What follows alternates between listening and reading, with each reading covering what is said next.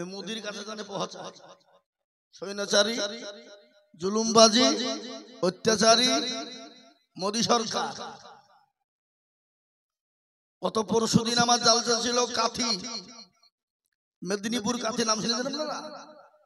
শুভেন্দু অধিকারীর এলাকায় চিলিয়ে বুলিয়ে দিয়ে চলে আনো, যা হবে হবে, যা করিস করবি যা। এই গরমেই গরম, কি বুঝলেন? আমার ড্রাইভার বলছে হুজুর ওর এলাকায় গিয়েছে, হক কথা বলবো তা। এ বাবা, আজকে মুসলমানদেরকে জাগিয়ে দিয়েছে না দেয়নি? ঘুমিয়ে থাকতে থাকতে মুসলমান জেগে উঠেছে বাবা। ভারতবর্ষে মুসলমানরা শান্তিপ্রিয় লোক, এরা কোনদিন আন্দোলন করেও না, আর আন্দোলন নামেও এসিএ, এনআরসি, এমপিআর এটাকে করে বাবা আন্দোলন করেছিল মুসলমানরা। তাতে শিখ, ইসাই, হিন্দু, মুসলমান, ডোম, ডকল, মুচি, মেথর, কোল, ভিল, মুচি, মুন্ডা, যা যত জাতি ছিল সবাই। কেন হয়তো আরব আমরা নাসিকে বাঁধে বলে, কি বুঝলেন? মানে ভয় আছে না নাই? ওই যে আসামে ডিটেনশন ক্যাম্প যেটা রয়েছে, সেখানে 22 লক্ষ মানুষকে ডিটেনশন ক্যাম্পে ভরা হয়েছিল। তার মধ্যে 14 লক্ষ ছিল হিন্দুরা। কারা? কথা বলেন না কেন? হিন্দুরা। আর 6 লক্ষ ছিল মুসলমানেরা, আর বাদ বাকি অন্য জাতি ছিল। বুঝতে পেরেছেন না? পারেন না? আজকে এই যে আমাদের চারিদিকে আন্দোলন চলছে, এটা কিসের আন্দোলন? কথা বলেন না কেন? অকাব সম্পত্তি নিয়ে। যে অকাব সম্পত্তি মুসলমানদের পূর্বপুরুষরা 300 বছর, 200 বছর, 400 বছর, 600 বছর আগে আল্লাহর নামে কিছু উৎসর্গ করে দিয়েছে। কেউ মসজিদের জন্য দিয়েছে, কেউ মাদ্রাসার জন্য দিয়েছে, কেউ গোরস্থানের জন্য দিয়েছে, কেউ খানকার জন্য দিয়েছে, কেউ মার্কাতের জন্য দিয়েছে। দিয়েছে না দেয়নি? কথা বলেন কেন? ভারতবর্ষের মুসলমানরা তো ভিখারি নয়। মুসলমানদের যা সম্পদ আছে, এই সম্পদ গুলো যদি মুসলমানদেরকে ভাগ করে দেয় তো আল্লাহু আকবার, যত জাতি ভারতবর্ষে আছে সব নিচে হয়ে যাবে। কি বুঝেন আপনারা? বলুন, তাজমহল কাদের? লাল কেল্লা কাদের? কুতুব মিনার কাদের? সব আমাদের। এই ভারত, কলকাতা শুনেলেন, ভিক্টোরিয়াতে যারা টিকিট কেটে ঢুকে, ওটা কাদের? আমাদের। সাইন সিটি কাদের? ওটা আমাদের। যেটা আপনার যে ওই এয়ারপোর্ট, ওটা কাদের? আমাদের। যেটা আপনার ওই যে ক্রিকেটাররা ক্রিকেট খেলে, ইডেন গার্ডেন, ওটা কাদের? কথা বলেন না কেন? কাদের ওটা? ওর বাপের? ওটা মুসলমানদের। ওই যে আদানি আম্বানি যারা ঘর করে বসে আছে 10 তলা 20 তলা, ও জায়গাটা কাদের? ওটা আমাদের জায়গা। বুঝতে পারলেন না কথাটা? ভারতবর্ষের মুসলমান ভিখারি? ভিখারি নয়। এই আন্দোলন শুরু হয়েছে, সরকারকে পিছু হতেই হবে। বলুন ইনশাআল্লাহ। যারা বলেন ইনশাআল্লাহ বলুন। এই কেরালায় আজকের ঘটনা শুনেন, আজকের ঘটনা কেরালার ঘটনা। আল্লাহু আকবার। বোম্বাই, দিল্লি, গুজরাট, মহারাষ্ট্র, সুরাট, পুনা, ইউপি, মুরাদাবাদ, সাহারানপুর, উত্তরপ্রদেশ, অন্ধ্রপ্রদেশ, পশ্চিমবঙ্গ, বোম্বাই, দিল্লি, তারপরে ত্রিপুরা, মেঘালয়, মণিপুর, উড়িষ্যা, বিহার, ঝাড়খণ্ড, পশ্চিমবঙ্গ, যত জায়গায় মানুষ নেমেছে, তার থেকে সব থেকে উত্তাল শুরু হয়েছে কেরালার বুকে। আজকে ওই কেরালার বুকে তাদেরকে গ্যাস সিলিন্ডার ফাটানো হয়েছে, পানি জল কামান দেওয়া হয়েছে, গুলি চালানো হয়েছে।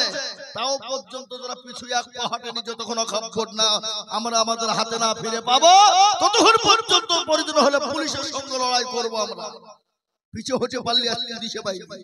জল কামানেও কাজ হয়নি, ওই আপনার গ্যাস সিলিন্ডার ফাটিয়েও কোনো কাজ হয়নি। মুসলমান হটেনি, মরে যাবো, কিন্তু অকাব সম্পত্তি আমরা ছাড়বো না। আজকে আমরা ঘাম ঝরানো পয়সা দিয়ে এই যে গোরস্থান বানাবো, কি এটা গোরস্থান মন্দিরেও জলসা হ্যাঁ এই টাকা দিয়ে আমরা বানাবো আর কোথা থেকে শগুন এসে আমাদের দলিলকে কেড়ে নিয়ে দখল করে নেবে ছেড়ে দেবো আমরা কথা বলেন না কেন ছেড়ে দেবো এক বিন্দু রক্ত থাকতে আজকে মুর্শিদাবাদের বহরমপুর জমিয়ত উলামাহীন ওটা বহরমপুরকে জাম করে দিয়েছে আজকে আগামী কালকে 10 এপ্রিল কলকাতা রামলীলা ময়দানে মুসলমানদের খেল কালকে দেখবে কত লক্ষ মানুষ হয় ওটা কলকাতা পর্যন্ত কালকে জাম হয়ে যাবে আমি আজকে এসেছি আজকে কলকাতা থেকে দেখলাম লরি বন্ধ করে দিয়েছে আগে থেকে বন্ধ চারিদিক ব্যারিকেড দিয়ে দিয়েছে লরি ঢোকার কোনো খবর নাই আজ নাই কাল শেষ না হওয়া পর্যন্ত কোনো গাড়ি ঢুকবে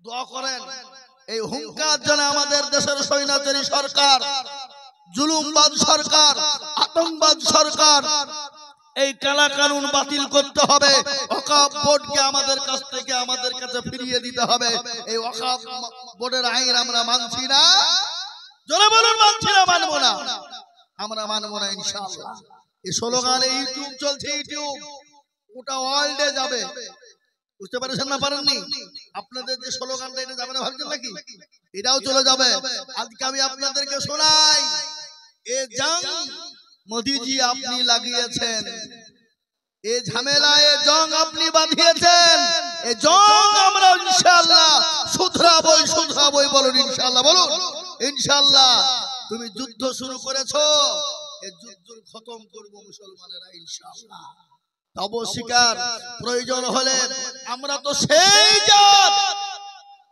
কোন জাত যে জাত বিবিকে বিয়ে করে দিয়ে চলে যেতে পারে জিহাদের ময়দানে আমরা তো সেই জাত আমরা সন্তানকে এতিম করে জিহাদের ময়দানে যেতে পারি আমরা তো সেই জাত কারা যারা নতুন বিবাহ করে বিবিকে বাসর ঘরে ফুল সজ্জায় রেখে দিয়ে জিহাদের ময়দানে জিহাদের জন্য গিয়ে গর্দান ঝুলিয়ে দিতে পারে সেই জাত আমরা প্রয়োজন হলে আমরা রক্ত দেব কাফন বাঁধবো কালা কানুনের আইনকে বাতিল করতেই হবে করতে হবে মোদি তোমাকে আমরা ছেড়ে দেব না ভারতবর্ষ থেকে ইংরেজকে তাড়িয়েছিলাম পশ্চিম বাংলা থেকে শুরু হয়েছিল পশ্চিম বাংলার শেষ প্রান্ত মুর্শিদাবাদ জেলা নবাব সিরাজউদ্দৌলা জেলা থেকে শুরু হয়েছিল এই নবাব সিরাজউদ্দৌলা থেকে শুরু করি আমরা মোদিকে গদি থেকে সরাবই বলুন ইনশাআল্লাহ তোরে বলুন ইনশাআল্লাহ ইংরেজকে যখন তাড়তে পেরেছি মোদি তোমার মতন বেয়াদবকে আমরা ওই জিহাদ থেকে নামিয়ে দিতে পারবো এতে আমাদের তুমি কিছুই করতে পারবা না তোমার বুলেট তোমার বোমা তোমার গুলি তোমার প্রশাসন কত আছে বের করো আমাদের 56 ইঞ্চি বডি তোমার সামনে খুলে দিব তোমার যত গুলি আছে চালাও তবে শিকার এই ওয়াকফ বোর্ডের আইন আমরা মানছি না মানবো না কালা কানুন বাতিল করতেই হবে নচেতে আন্দোলন আমাদের বন্ধ হবে না শিখ ভাইরা কৃষি আন্দোলন করে কৃষি আন্দোলনের আইন যখন ফিরিয়ে নিতে পেরেছে আমাদের সঙ্গে যোগ দিয়েছে কৃষি ভাইয়েরা আমাদের সঙ্গে যোগ দিয়েছে শিখ ভাইয়েরা আমাদের সঙ্গে যোগ দিয়েছে হিন্দু ভাইয়েরা আমাদের সঙ্গে যোগ দিয়েছে খ্রিস্টান ভাইয়েরা আমাদের সঙ্গে যোগ দিয়েছে বুদ্ধ ভাইয়েরা আজকে তারা আমাদের সঙ্গে সাথ দিয়ে তারা আন্দোলনে নেমে পড়েছে আমাদেরকে প্রয়োজন হলে মাজায় গামছা বেঁধে মাথায় কাফন বেঁধে আমরাও লড়াইয়ের ময়দানে নামবো বলুন ইনশাআল্লাহ কিন্তু মুসলমান শান্তিপ্রিয় লোক কোনো ক্ষতি করে নয় আমাদের আন্দোলন হবে শান্তিপ্রিয় ভাবে আমাদের আন্দোলন হবে রুলস মেনে আমাদের আন্দোলন হবে বড়দের কথা অনুসারে বুঝতে পারলেন না গত পরশুদিন জঙ্গিপুরে আন্দোলন হয়েছে জানেন আন্দোলনে কিছু আরএসএস মার্কা বিজেপি বজরং তারা ওই মজলিসের ভিতরে ঢুকে গিয়ে পুলিশদেরকে ইট পাটকেল মেরে পুলিশের গাড়িকে পুড়িয়ে দিয়েছে এর জন্য আমরা অতীত দুঃখিত এর জন্য আমরা ব্যথাদায়ক আমরা এটাকে খারাপ নজরে দেখছি এটাকে আমরা ভালো নজরে দেখছি না সুতরাং যারা ওই কাজ করেছে তার মধ্যে আজকে একটা বেরিয়ে গেছে আজ বেরিয়ে গেছে একটা, বুঝতে পারলেন? এটা চক্রান্ত করেছিল কে, কারা করেছিল, সেটা আজকে বেরিয়ে গেছে, দেখা গেছে আজকেই বেরিয়ে গেছে, একজনকে পাওয়া গেছে। ইনশাআল্লাহ এই ঘটনা ঘটিয়েছে তদন্ত করছে পুলিশ প্রশাসন, এবং অপর থেকে মানুষ এসে তদন্ত চলছে। ইনশাআল্লাহ যারা পুলিশের গাড়ি পুড়িয়েছে, পুলিশকে পাটকেল মেরেছে, বেরিয়ে যাবে ইনশাআল্লাহ। বলুন ইনশাআল্লাহ। মুসলমান লড়াই অন্যায় ভাবে করে না, মুসলমান ন্যায় ভাবে অন্যায় লড়াই করে, করে না করে না, জোরে বলুন। আর এই লড়াই আমাদের বাপ দাদার সম্পত্তিকে রক্ষা করা লড়াই। আমার মসজিদকে কেউ দখল করে নেবে, আমি দাঁড়িয়ে দাঁড়িয়ে ললিপপ চুষবো? কি বলছেন আপনারা বলুন? হ্যাঁ, আমার মাদ্রাসাকে দখল করে নেবে, আমি দাঁড়িয়ে দাঁড়িয়ে ললিপপ চুষবো?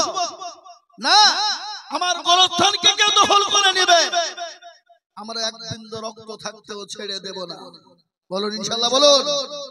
আপনাদেরকে যদি আলেম ওলামারা ডাক দেয়, এই ডমকুল সাব ডিভিশন যদি ডাক দেয়, আলেম ওলামাদের নেতৃত্বে আমরা যাওয়ার জন্য প্রস্তুত আছি না নাই? জোরে বলুন, আছি না নাই? আল্লাহকে দুই হাত উঁচু করে দেখান, হাত তুলেন, আল্লাহকে দেখে দেন। ইনশাআল্লাহ আমরা প্রস্তুত রয়েছি। আমি এখন আমার জালসার বক্তব্য খালি এই স্লোগানই চলছে বাবা, এই ওয়াকফ নিয়ে লড়াই শুরু হয়েছে। আমাদের বড়রা বলেছে যত পারবে ওয়াকফ নিয়ে বয়ান করো।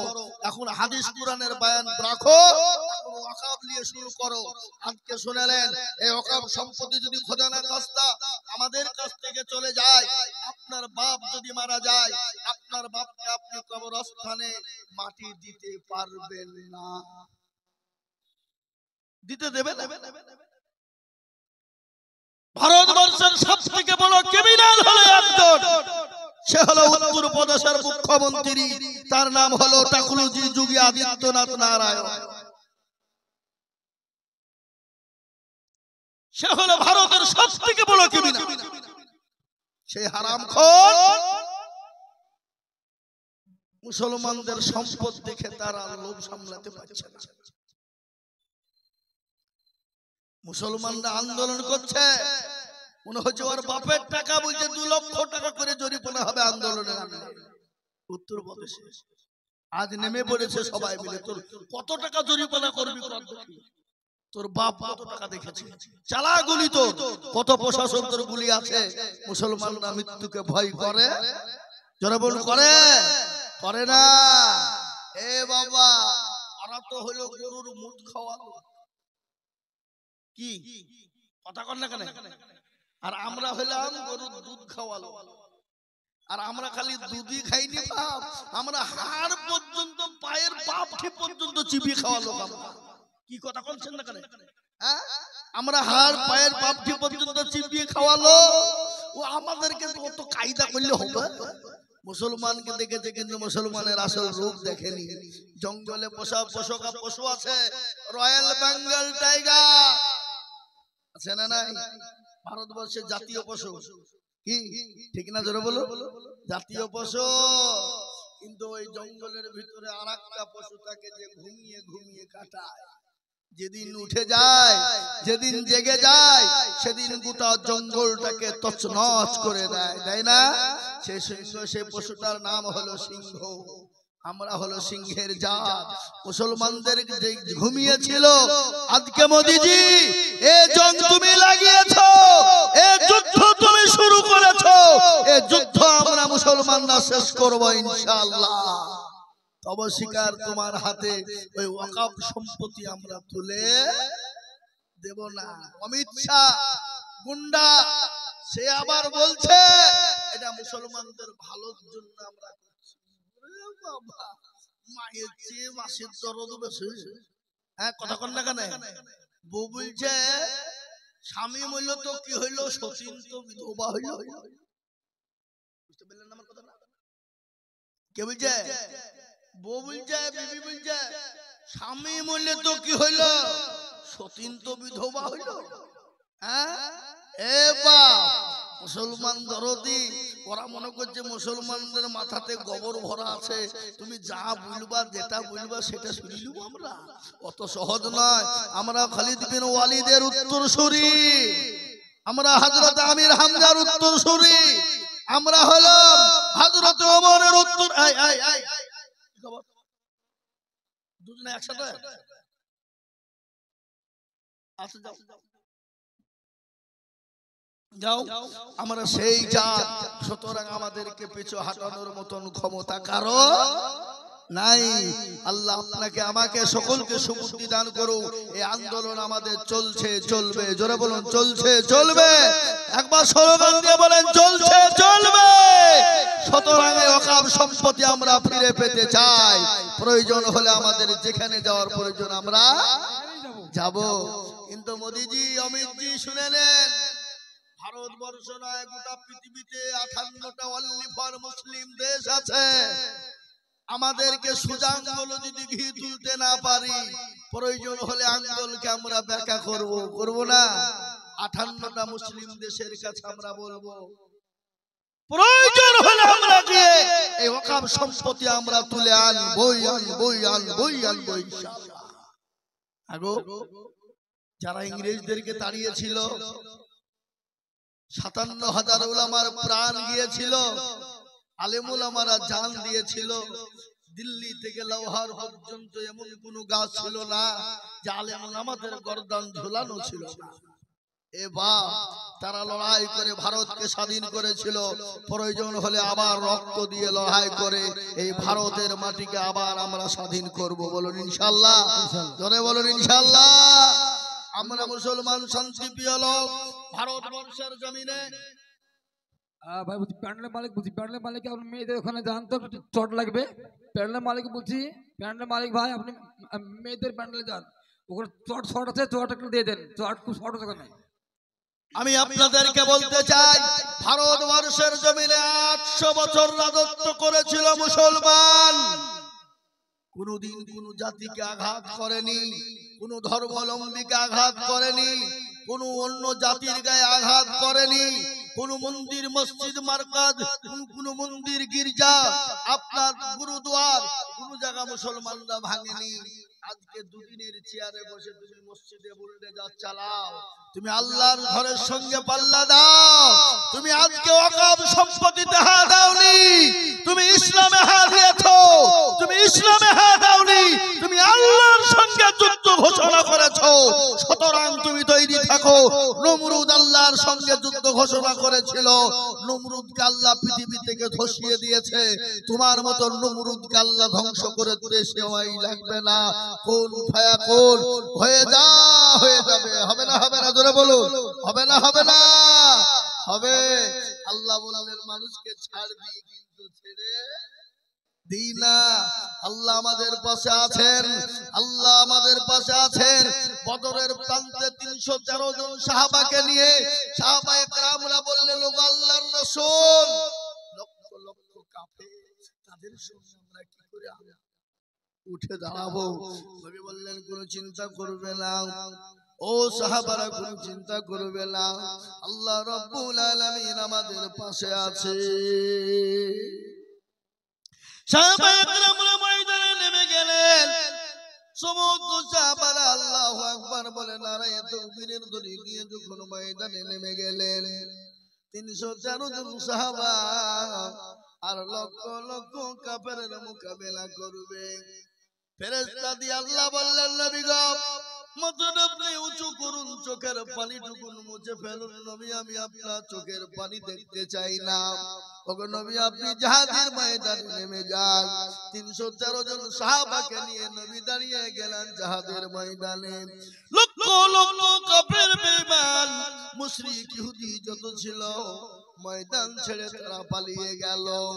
বিবিরা বলল, আরে কাপুরুষের দল, সামান্য 313 জন মুসলমানদের ভয়ে ময়দান ছেড়ে তোমরা পালিয়ে যাও। তোমাদের মতন কাপুরুষ তোমরা হাতে চুরি পরোয়ার শাড়ি পরে বাড়ির ভিতরে তোমরা বসে থাকো। সেই দিন বলেছিল বিবিরা, কি বলবো শোনো।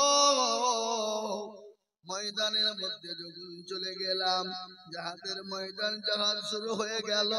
ময়দানের যেদিকে তাকাই শুধু সাদা কাপড় আর সাদা কাপড়।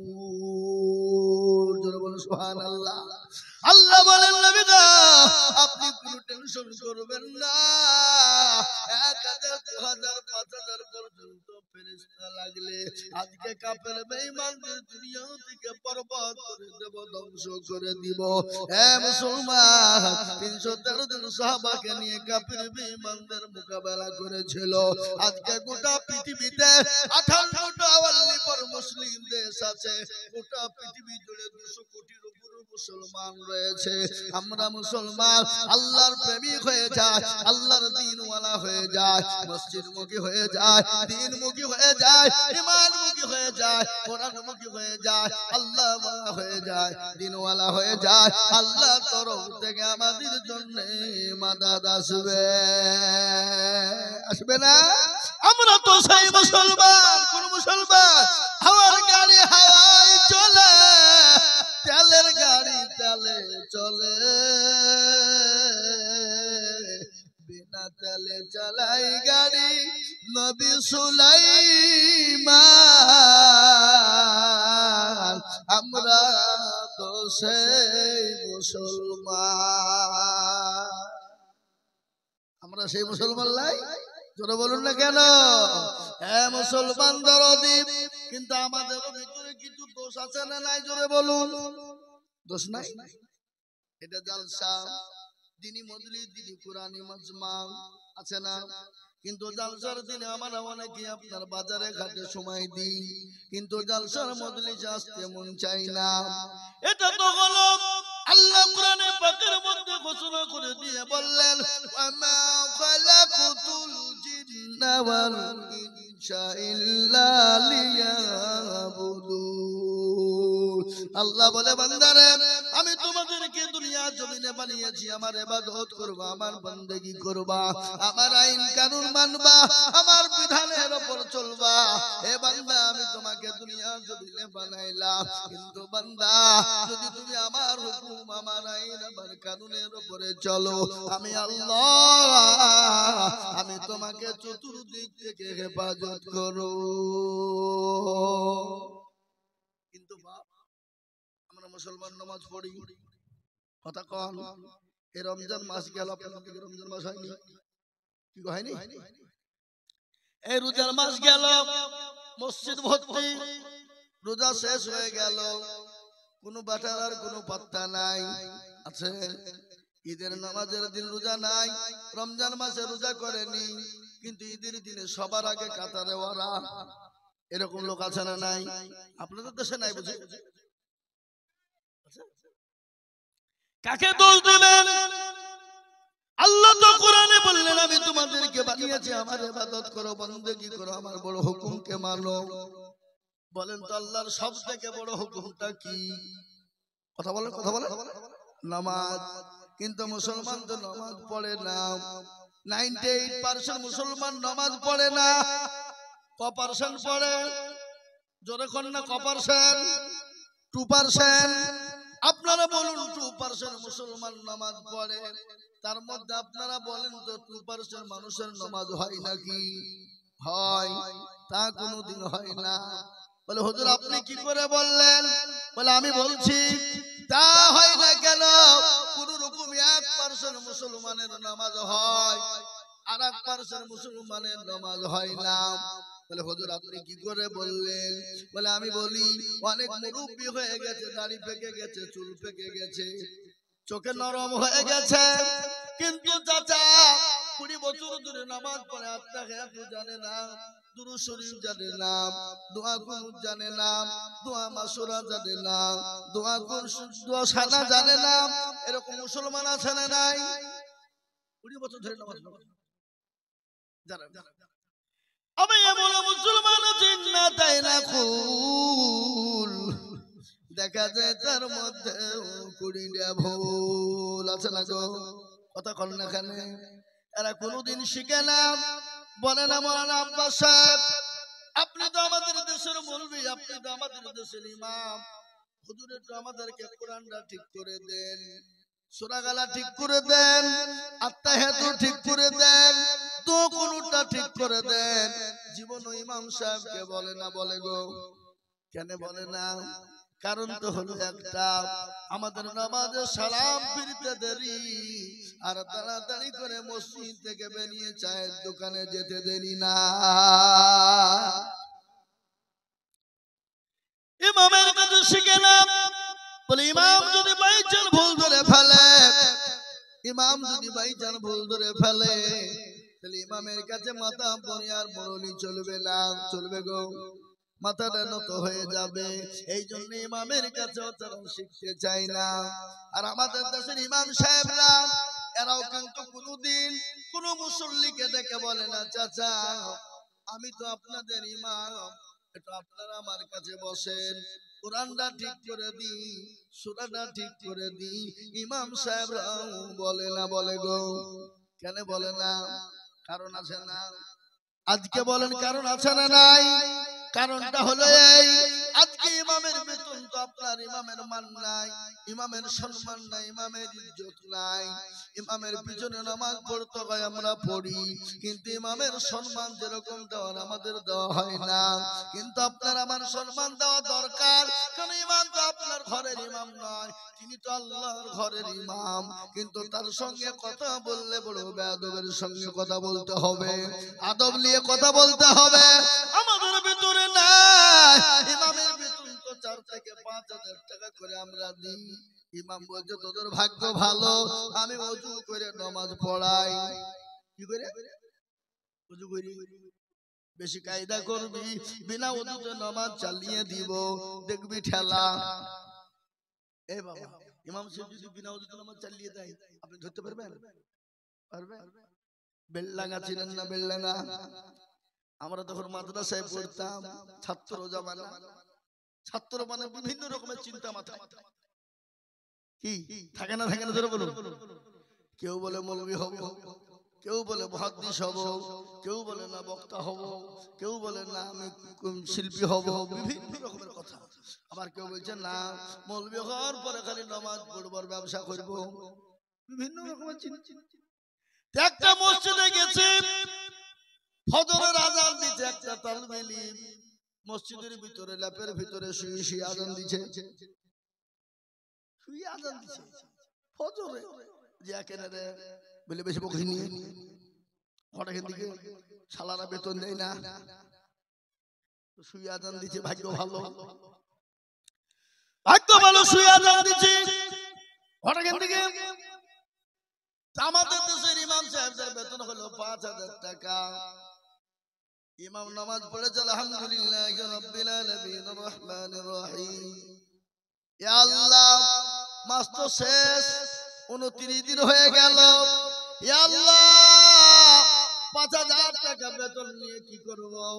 বিবির ছায়া কিনবো না ব্লাউজ কিনবো, ছেলের জামা কিনবো না ওষুধ কিনবো, স্কুলের ফি দিব না, কি করব? বাইরিল মাগদুবি আলাইহি ওয়ালাদ-দাল্লিন। ফেরেশতা বলছে কি নামাজ রে? আল্লাহ বলছে ইমাম একবার মরে দেন, তখন ফাটাবো মুসল্লিদের গহরিকে দিয়ে পিটবো। এরকম আছে না নাই? ইমামের বেতন আপনাদের দেশের কথা বলছি। সেই দিন আমি দিনাজপুরে গেলাম, এই তো দিনাজপুরে গিয়েছিলাম, আজকে 4 দিন 5 দিন আগে দিনাজপুরে জালসায় ছিলাম। ইমাম সাহেবকে বলছে হুজুর আপনি কতদিন ইমামতি করেন? বলে আমি 12 বছর ধরে ইমামতি করি। কি দেয়?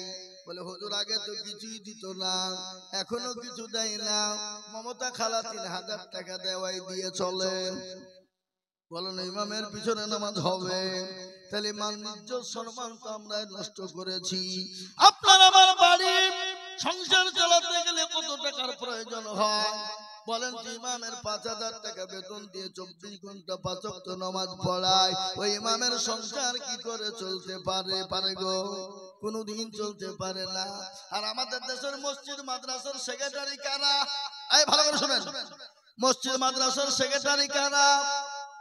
মসজিদের দরজা চিনে না যারা, সপ্তাহে একদিন মুরলি করতে যায়, কোটার পয়সা গেলা গনে নিয়ে পকেটে ভরে বাড়ি যায়। আছে না নাই? জোরে বলুন। আপনাদের দেশে এলাকায় নাই? এলাকা আছে। এমন সেক্রেটারি আছেন মসজিদের টাকা দিয়ে লটারি কাটে। লটারি বুঝেন? পাড়ায় চলে যান, ডমকলে চলে যান, ডিয়ার লটারি 30 টাকা দিয়ে 1 কোটি। তোর বাপের টাকা। এই ভাগ্যের মালিককে কত বলে? ভাগ্যের মালিককে, রুজির মালিককে। আমরা বলি ভাগ্যের মালিক আল্লাহ, রুজির মালিক আল্লাহ, কিন্তু আমরা বলি যে না, ভাগ্যের মালিক আল্লাহ। ভাগ্যে যদি লটারি লেগে যায় 30 টাকা দিয়ে কাট। শুনেলেন যারা লটারি কাটবেন, যারা শুনেলেন ভালো করে, এমন সময় আসবে তাদের বিবি পর্যন্ত বন্ধক দিতে হবে।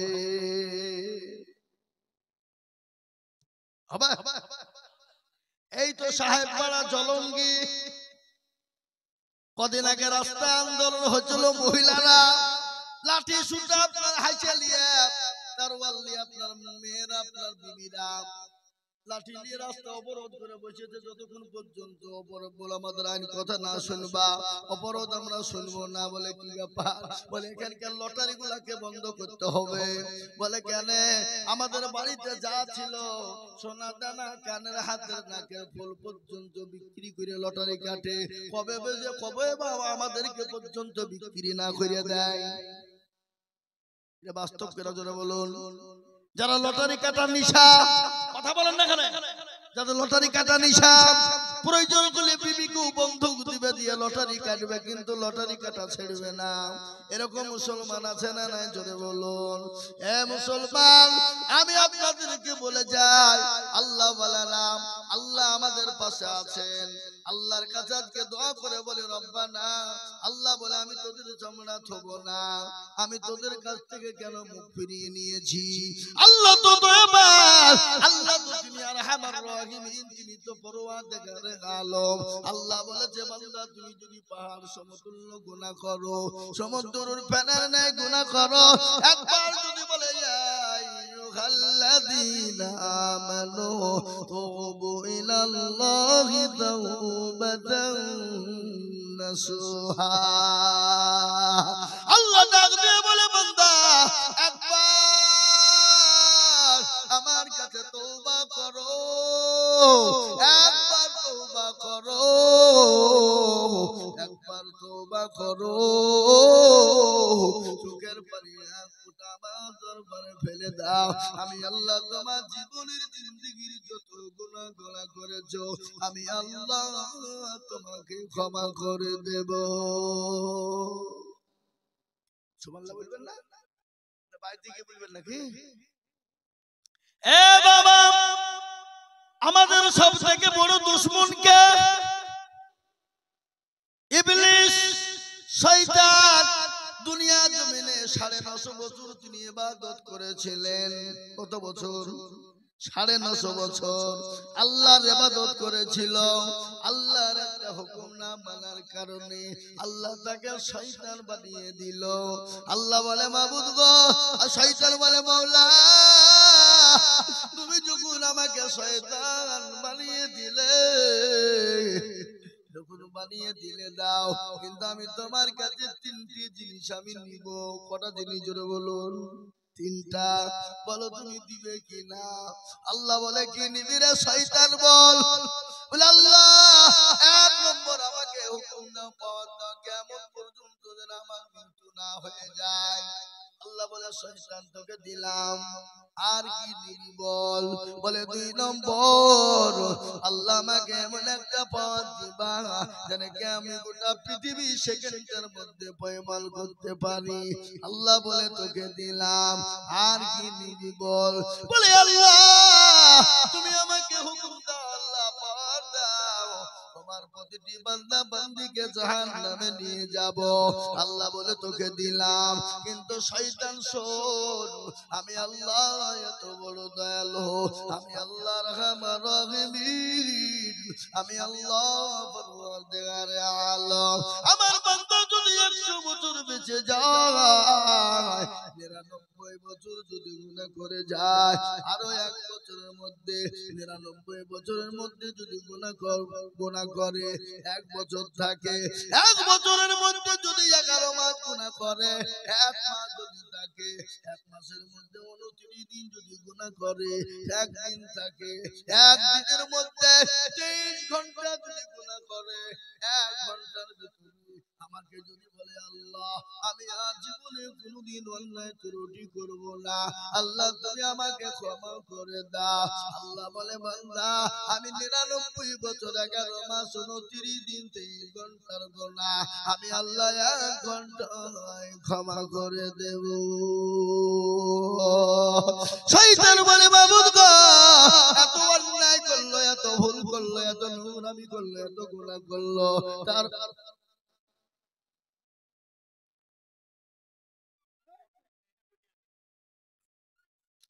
মা বোনেরা একটু আগে আগে বসো গো, পরে আসবে না কেন? চট নাই, চট দাও না, চট দাও। প্যান্ডেল আমাকে বলছি চট দিয়ে দেন প্যান্ডেল ভাই, আপনি চটটা দিয়ে দেন।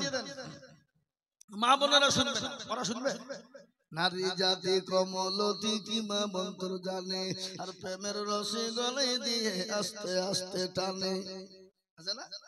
সগনে বাজারে দেখো নারীদের ঢল, পর্দা বিহীন চলে তারা করে ঝলমল। নিজেরা নারীরা নিজেকে আশিকে বানায়, দেশটা আজ ধ্বংস নারীর বেপরদায়। জোরে বলুন ঠিক কিনা? পৃথিবীতে ঝামেলা সৃষ্টি কি নিয়ে? জোরে বলেন না। মেলিয়ে হাবিল আর কাবিল 2 ভাই। আদম আলাইহিস সালামের জন্য আল্লাহ 2টো করে সন্তান দিতেন, একটা ছেলে একটা মেয়ে, একটা ছেলে একটা মেয়ে। কিন্তু হাবিল আর কাবিলের মধ্যে আপনার বিবাহ হবে, বোনে ভাই বোনের সঙ্গে বিবাহ হবে, কিন্তু সুন্দর বোনটার জন্য হাবিল কাবিলকে মেরে দিল মেয়েদের জন্য। জোরে বলো ঠিক কিনা? প্রথম সৃষ্টি বাবা মেয়েদেরকে নিয়ে ঝামেলা। আল্লাহ নবী বলেছেন মেয়েরা হলো বেকা হাড় থেকে তৈরি। কি হাড় থেকে? জোরে বলেন। বেকা হাড়। যদি বেশি সুতা করতে যান মোটা, ওদিকে গেলে হবে না। বক্তব্য ওদিকে আমি দিতে লাগি না তো শেষ করে শেষ না। আমি আপনাদেরকে বলি বাবা আল্লাহ এত বড় দয়ালু, আল্লাহ আল্লাহ আপনার জন্য মৃত্যু পর্যন্ত দরজা খুলে রেখেছেন তওবা। কিন্তু আপনি কখন মরবেন, কোন টাইমে মরবেন আপনি কি জানেন? এই কথা বলেন না কেন? কোন টাইমে মৃত্যু হবে আপনার জানা আছে? আল্লাহ বলেন না, তুমি কোন টাইমে মরবা আমি আল্লাহ ছাড়া পৃথিবীর কেউ বলতে পারবে না। আল্লাহ কোরআনে বললেন